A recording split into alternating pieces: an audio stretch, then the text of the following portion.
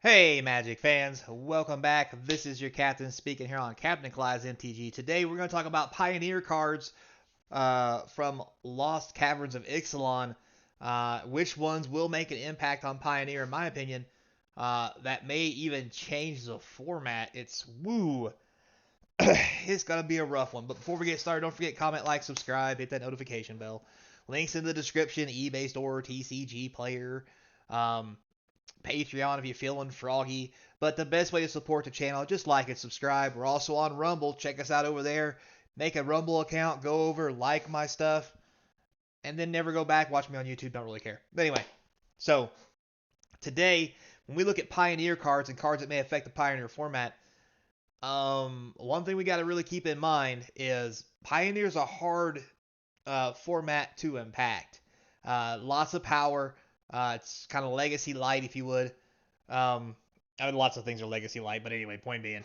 So in this, there's only 4 cards to talk about, but man, are they doozies. Woof. So, without further ado, let's get into these possibly format changing cards.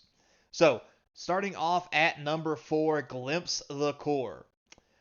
So a green and a colorless, choose one, search your library for a basic forest card, put it on the battlefield tap, then shuffle, return target cave card from your graveyard to the battlefield tap.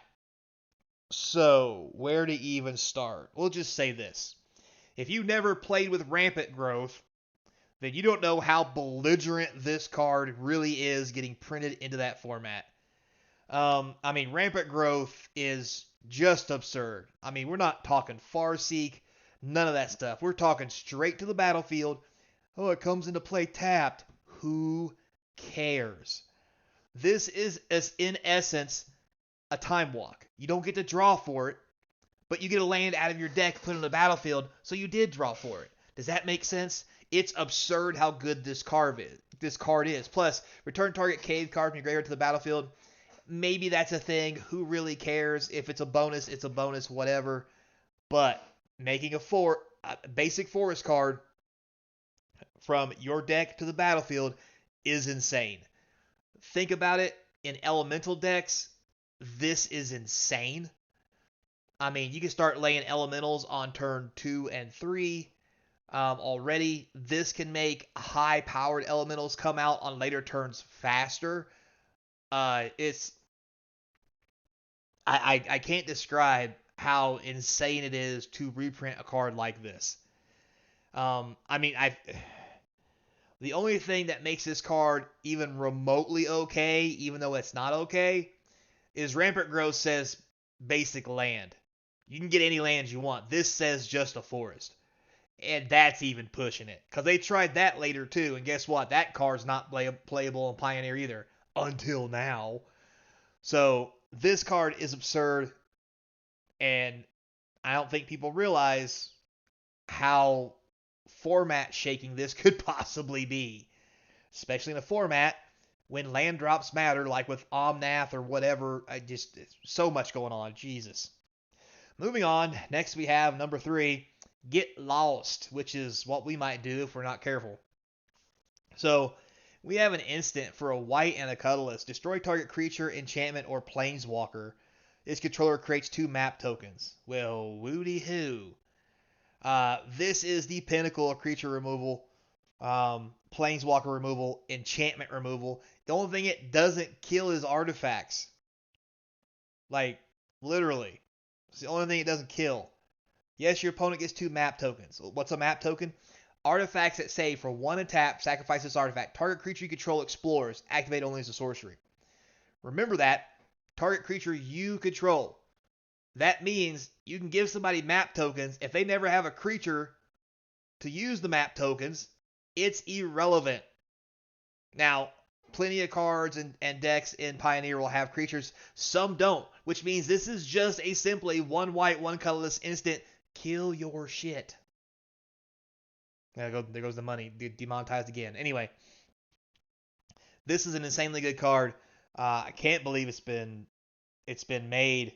At some point, the format may shape around it if it gets too far out of hand. But this is an amazing removal card. And if you're playing white, I don't know why you wouldn't play it. All right, moving on. Next at number 2, we got one coming in from Standard. Molten Collapse. That's right. We already talked about this in Standard video. Red and a black. It's basically Dreadbore. Dreadbore's already played. This is Dreadbore Plus. This is Dreadbore's better cousin or brother or whatever. So you get to choose one. If you descend, you get to do both. You can destroy target creature or planeswalker. Already Dreadbore. That's perfectly fine. Just sorcery. People play Dreadbore. The other ability, destroy target non-creature, non-land permanent, mana value 1 or less. Will that be a thing? Hell, who knows? But there are a lot of tokens that get made, and other permanents that cost 1 or less that you could possibly kill just for giggles as a bonus to something going to your graveyard, like, I don't know, cracking a fetch land, or any other land, or anything else that went to your graveyard for some silly reason. Tons of possibilities with this. Like I mentioned in my other formats, this is going to sneak into every format Dreadbore is even plausibly played, and take its place because it's just a better option. It does exactly what Dreadbore does for the exact same thing. And if you happen to be able to descend, maybe you get something extra. And at worst, you have Dreadbore. At best, you have Dreadbore plus another removal spell, which is a 2-for-1, which is amazing. Your 1 card kills 2 of theirs. Seems like a plan. And remember, things that go to the graveyard is when you descend, if a permanent card was put into your graveyard, tokens trigger graveyard effects like this. Unless they errata it. If you sacrifice a treasure or a clue, it goes to the graveyard to trigger a graveyard effect. So that means you have descended, which means Molten Collapse will kill their shit, and lots of it. Which means you could tap your treasure for 1 of the mana on the Molten Collapse, and then 1 land, and get both abilities. Blow up their creature or planeswalker, hell, kill their treasure just for giggles, because why not? You can. Yeah, we're going to see a lot of this card. If you get a couple foils, I definitely would hang on to them until there's a spike, if there hasn't already been one. But this, I think, is going to be an amazing player in several formats.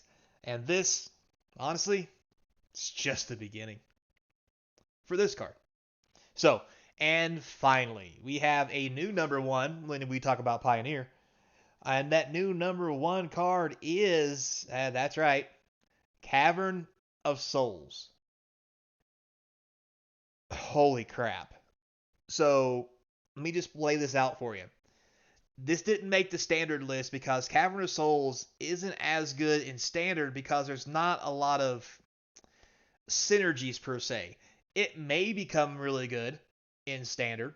Maybe it won't because it does tap for a colorless. Now, what this does do in older formats that have heavy counterspell, heavy removal, and multiple color decks, 3, 4, 5 color decks.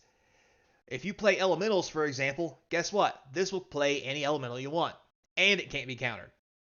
Plus, Cavern of Souls isn't legendary, it's just a land you can have 4 in a battlefield with different names. Why? Because why not? Or name them all elementals if that's all you're playing, and just tap them for the giggles. This card is insanely good in Modern. It makes decks like Humans possible. And now going into Pioneer as a legal card, this is going to make Elementals more powerful. This may make a Humans deck powerful enough to make Pioneer legal.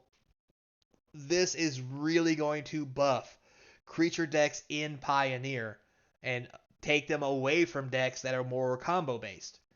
The creature decks may be combo based, but they'll be creature decks. I don't know if that's better or not. We'll have to wait and see. Probably won't be. It'll just be a different kind of combo. But point being, Cavern of Souls being printed into Standard and making its debut in Pioneer is just insane. It's almost like Wizards is trying to make a new legacy modern format. Oh wait, ain't that what Pioneer's supposed to be? Anyway, so with all that said, guys, thanks a lot for watching. Those are the 4 cards I think are top of the list to make severe impact into Pioneer and change how it's played. So, until next time, be kind, and as always, I hope to see you across from the game table. All right, let's go jump on some commander stuff. That ought to be just fascinating.